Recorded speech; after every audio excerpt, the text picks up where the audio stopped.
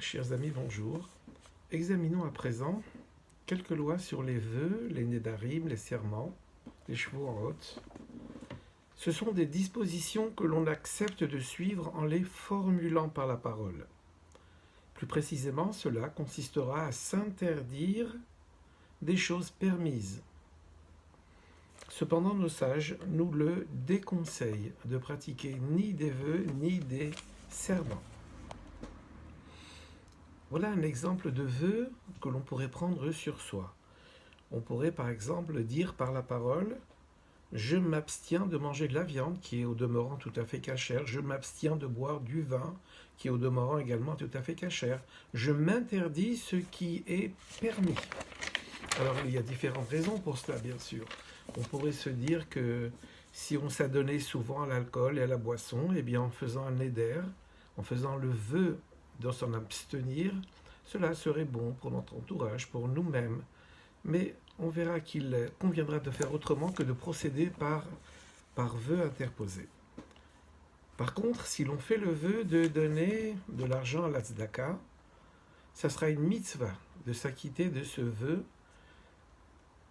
De la même façon également qu'il est interdit de faire des vœux, qui n'est pas recommandé exactement, on s'abstiendra également de faire des serments. On dira par exemple, on dirait « je fais le serment de ceci ou cela ».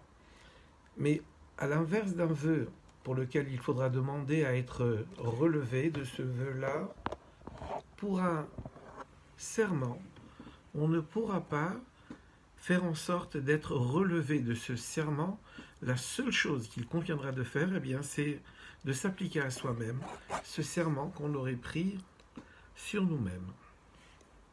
D'autre part, il sera bon de dire à propos d'une chose à laquelle on s'est engagé, de dire précisément bli neder. Je viendrai te voir, bli neder, sans en faire le vœu.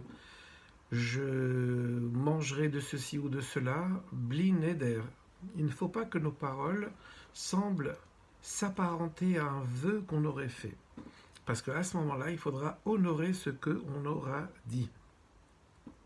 Cependant, dans un moment difficile, on pourra faire le vœu de donner la tzedaka.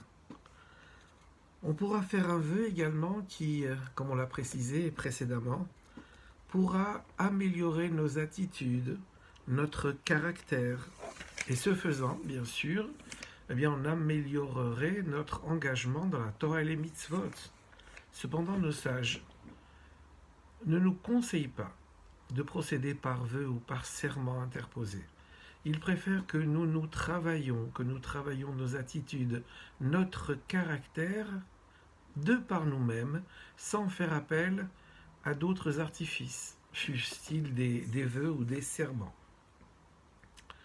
D'autre part, une pratique que l'on s'est appliquée plus de 3 fois pourrait être assimilée à un vœu, et il faudra aller devant 3 personnes et demander à ce que nous soyons relevés de cette pratique que nous avons déjà assumée pendant 3 fois de suite, parce que cette pratique-là, finalement, nous enferme dans un système particulier.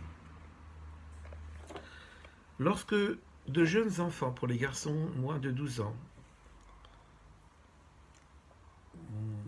filles ou garçons, mais pour les garçons c'est plutôt moins de 13 ans, pour les filles moins de 12 ans, font un vœu, alors leurs vœux ne sont pas considérés comme des vœux. Et même s'ils savent de quoi il s'agit, mais il faut avoir au moins 12 ans pour une fille et au moins 13 ans pour un garçon. Pour retirer un vœu, et c'est souhaitable de le faire, il faut se rendre auprès de 3 personnes érudites, 3 personnes dont la piété n'est plus à prouver. Et ces 3 personnes-là chercheront à délier la personne de son vœu en cherchant ce qu'on appelle un pétah, une ouverture. Par exemple, on demandera à la personne, est-ce que si vous saviez toutes les conséquences du vœu que vous avez fait, est-ce que vous l'auriez fait ce vœu-là? Alors bien sûr, ils ont tout intérêt à répondre que non. Peut-être une petite histoire ou un exemple. Une fois, une femme est venue voir son rave Elle lui a demandé de lui enlever le vœu qui était le suivant. Elle avait fait le vœu de ne pas assister au mariage de son fils. Mais voyant le mariage approcher, voyant la peine que ça allait déclencher dans l'entourage, elle s'est décidée à aller voir un rave ou trois personnes plus exactement, qui lui ont délié le vœu, mais il s'agissait de dire et de faire prendre conscience à cette femme-là de la difficulté du vœu qu'elle a pris alors. Et puis si elle dit, eh ben, si je savais somme toute que la chose allait être tellement difficile à appliquer, je n'aurais pas pris ce vœu sur moi. Eh bien, c'est cela qu'il faudra entendre, c'est que la personne regrette, et quand elle a pris le vœu sur elle, ne savait pas véritablement ce à quoi elle s'engageait, mais maintenant qu'elle dit qu'elle regrette, alors on peut lui trouver un pétah, une ouverture pour la délier de ce vœu-là.